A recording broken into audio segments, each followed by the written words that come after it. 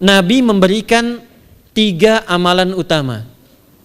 Saya akan bacakan dengan cepat 3 amalan utama yang dikuatkan oleh beliau kepada para sahabat sebelum tiba Ramadan dan sampai sekarang menjadi kurikulum Ramadan Nabi. Jadi kalau ibu bapak ingin mengeluarkan kurikulum Ramadan Nabi, nanti bikin agenda saat Ramadan. Ya, supaya nggak pusing nanti. Kalau masuk hari pertama apa yang dikerjakan, hari kedua apa yang dikerjakan, subuh apa, siang apa, sore apa. 1, meningkatkan sholat. Saya ulang ya, meningkatkan apa? Sholat. Kalau meningkat secara singkatnya berarti bertambah dari yang sekedar fardu, tambah dengan apa? Sunnah. Maka dari sekarang keluarkan semua jenis sholat-sholat sunnah. Keluarkan dari sekarang apa saja, siang dan malamnya. Yang rawatib ada berapa rawatib? Rawatib 12. Ya, rawatib itu yang melekat dengan sholat fardu dan menentukan untuk memperbaiki sholat fardu. Menambah. Jadi kalau kurang khusyuk ditambah dengan sunnahnya disebut rawatib. Bisa sebelum, bisa setelah sholat fardu. Ada 12 dari hadis Nabi sallallahu alaihi wasallam.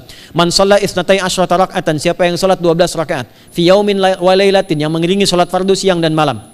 Ya, bunyalahu bihinna baitun fil jannah, maka akan dibangunkan baginya satu rumah di surga kalau konsisten menunaikan 12 itu sampai meninggal dunia. Sahabat yang mendengar itu mengatakan kompak semuanya, sejak mendengar hadis itu kami usahakan istiqomah sampai meninggal tidak meninggalkannya.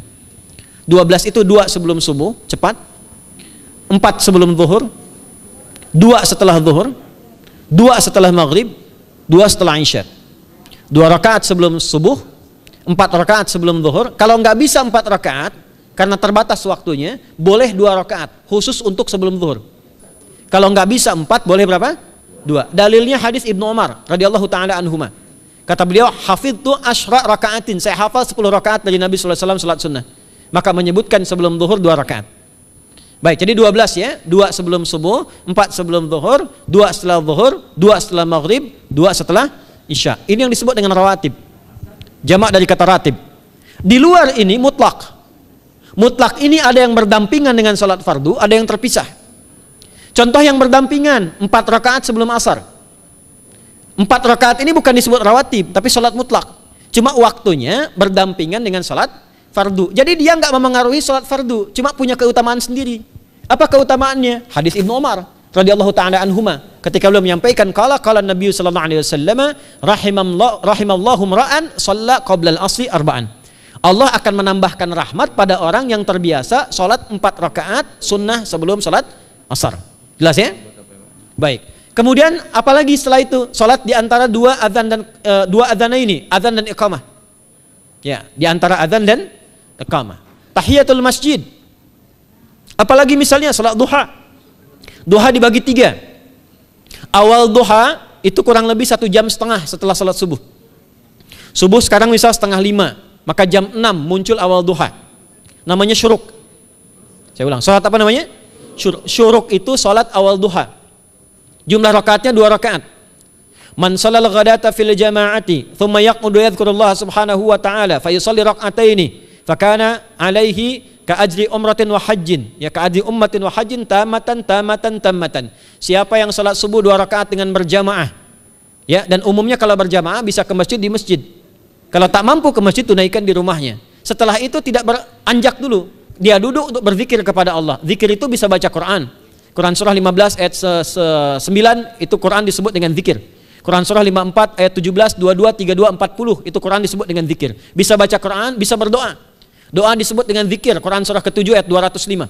Ya. Bisa dengan apa lagi? Bertafakur, ya, mengaji, ta'lim, itu disebut dengan zikir. Ali Imran ayat 190 191. Alladzina yadhkurunallaha qiyaman wa qu'udan wa 'ala junubihim wa yatafakkaruna fi khalqis samawati wal ard. Ya, disebut dengan zikir. Bisa bertasbih. Zikir pagi petang, kalimat-kalimat thayyibah, ada itu di Quran surah ke-4 ayat 103. Jadi habis salat subuh zikir dulu. Doa dulu, zikir dulu, belajar dulu, tafsir dulu. Setelah itu muncul syuruk. Perjalanannya disebut isyraq, melewati masyrik, 1 tombak bayangan, dia salat 2 rakaat, itu pahala salatnya senilai haji dan umrah. Sempurna. Bukan sudah haji, bukan. Mau kemana? Ibu mau haji dulu? Tidak. Ya, hajinya nanti bulan Dzulhijjah. Tapi senilai haji dan umrah itu 2 rakaat. Awal duha disebut apa? Syuruk. Pertengahan duha sekitar jam 9 jam 10. Jumlahnya 2 sampai 4 rakaat. Ya, 2 sampai 4 rakaat. Apa fungsinya? Satu, mengganti seluruh zikir yang ada dalam tubuh kita. Mata berzikir, telinga berzikir, lisan berzikir, bisa diganti dengan 2 rakaat duha. Itu waktunya pertengahan duha. Kurang lebih dari jam 8, 9, 10 lah, kurang lebih 3 jam itu, ya. Yang kedua, bisa menghambat atau menghentikan, menahan satu musibah umum. Misal ada kebanjiran nih atau macet nih. Orang-orang kena macet. Bapak yang biasa sholat duha pertengahan itu tiba-tiba ditolong oleh Allah, dibebaskan. Tiba-tiba ada orang datang, Pak lewat sini di sana macet. Atau dibimbing ada kontraflow. Itu manfaatnya duha tuh. Yang pertengahan. Yang terakhir adalah akhir duha. Sekitar jam 10 sampai jam 11 menjelang ke zuhur. Ya, akhir duha itu jumlahnya dari 2 bisa 4 sampai 8 rakaat. Di antara manfaatnya bisa mempermudah datangnya rizki dengan izin Allah Subhanahu wa taala ketika ikhtiar. Itu duha. Nanti ke malamnya silahkan tahajud, tingkatkan tarawihnya sampai ditutup dengan witir. Itu salat. 2 yang terakhir saya cepat, 2 yang terakhir adalah banyak berinteraksi dengan Al-Qur'an. Ada 3 caranya. 1, banyak membaca. Itu namanya qiraah. Silahkan Bapak Ibu siapkan dari sekarang, targetnya khatam misalnya 1 kali, berapa juz? 30 juz. Kalau mau gampang bagi 30, berarti 1 hari berapa? 1 juz. Paling gampang lagi, supaya nggak capek ngajinya, supaya nggak capek, bagi 1 juz 5 waktu sholat. Contoh, juz pertama itu Al-Baqarah plus Al-Fatihah. Al-Fatihah saya nggak hitung lah karena sudah hafal ya. Al-Baqarah itu 141 ayat, juz pertama. Bagi 5, 28. Jadi setiap ketemu waktu sholat, bagi 2 lagi, 28 bagi 2 berapa? 14. Sebelum sholat baca 14 ayat, setelah sholat baca 14 ayat. Itu 14 ayat tuh paling-paling nggak nyampe 5 menit Bu, Pak. Kalau investasi 10 menit setiap waktu sholat, bagi 2 kita baca 14 ayat, itu insya Allah selesai Ramadan khatam Quran. Itu udah rumus. Ya, tidak cukup dengan amin, siapkan dari sekarang. Siapkan.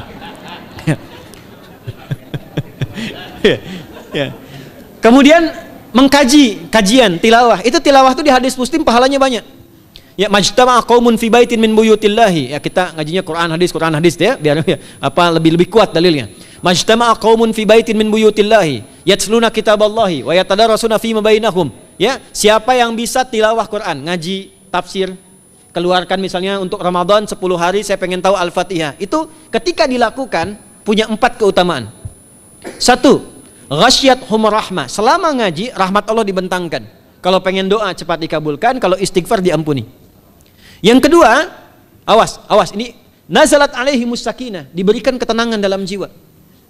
Bapak Ibu pengen di rumah tangga nyari sakinah, isi dengan Quran di rumah.